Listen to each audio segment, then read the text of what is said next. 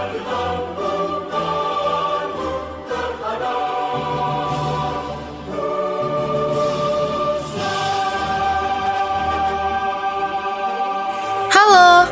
Assalamualaikum warahmatullahi wabarakatuh. Saya Melia Sufiani, nomor absen 11. Saya Fatimah Zahra, nomor absen 12. Saya Fauzatul Hikmalia, nomor absen 13. Saya Helma Friza Ahmi, nomor absen 14. Saya Helmi Alfayanti, nomor absen 15. Kami dari kelompok 3 akan membahas tentang kasus-kasus pelanggaran hak dan pengingkaran kewajiban.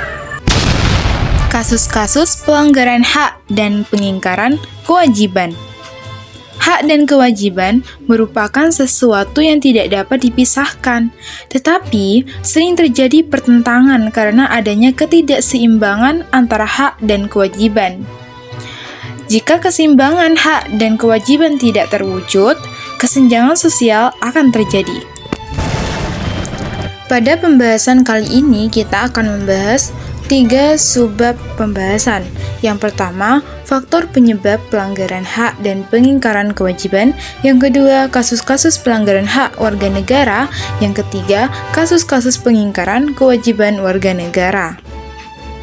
Faktor penyebab pelanggaran hak dan pengingkaran kewajiban. Terjadinya pelanggaran hak warga negara disebabkan oleh tindakan pengingkaran terhadap kewajiban. Pengingkaran terhadap kewajiban bisa saja dilakukan oleh pemerintah atau warga negara. Pelanggaran hak dan pengingkaran kewajiban tidak akan terjadi apabila faktor-faktor penyebab dapat dihindari. Kasus-kasus pelanggaran hak warga negara. A. Proses penegakan hukum belum optimal. Pernahkah Anda mendengar istilah bahwa hukum bagaikan pisau yang tajam ke bawah tetapi tumpul ke atas? Sebagai negara hukum, Indonesia sudah seharusnya mampu membangun sistem penegakan hukum yang adil, bersih, dan berwibawa.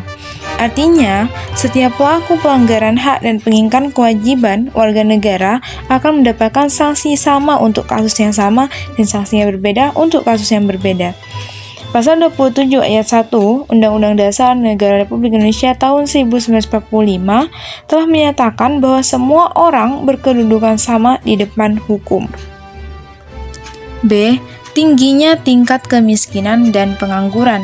Berdasarkan data Badan Pusat Statistik, persentase penduduk miskin pada Maret 2020 sebesar 9,78% meningkat 0,56% terhadap persentase pada September 2019 dan meningkat 0,37% terhadap persentase pada Maret 2019.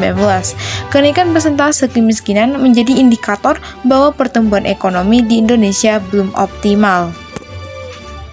Ada beberapa faktor penyebab kenaikan angka kemiskinan di Indonesia seperti tidak merata pembagian kerja maupun tingginya angka pengangguran. C. Pendidikan tidak merata. Pendidikan merupakan sarana pembentukan generasi penerus bangsa.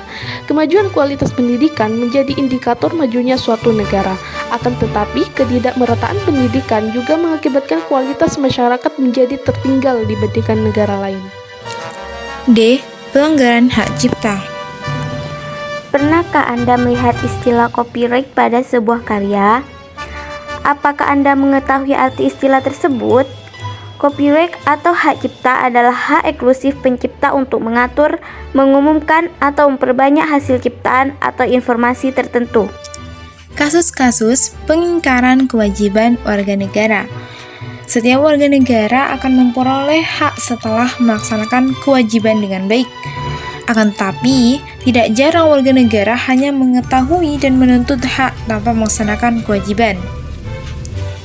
Kasus-kasus pengingkaran kewajiban warga negara sebagai berikut. Yang pertama, melanggar hukum. Contohnya, tindakan parkir di trotoar merupakan pengingkaran kewajiban warga negara yang mengakibatkan hilangnya hak bagi pejalan kaki. Yang kedua, merusak fasilitas umum.